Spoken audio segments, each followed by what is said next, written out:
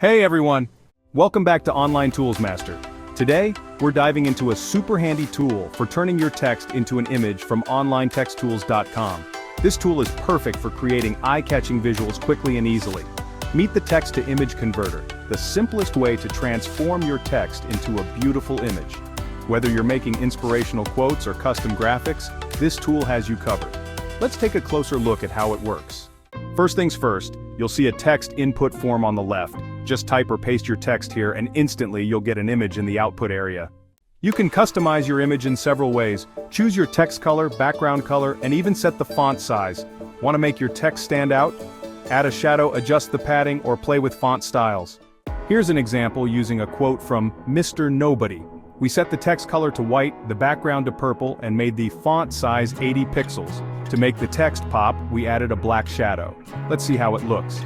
As you can see, the text is bold and centered with a bit of padding for that perfect finish. Lastly, here's a table of the Greek alphabet. By using a monospace font and making it bold, we ensured all characters are evenly spaced and easily readable. Perfect for educational materials or fun projects. Once you're happy with your image, you can download it in one of 4 formats: PNG, JPG, GIF, or BMP. Just hit the download button and you're all set.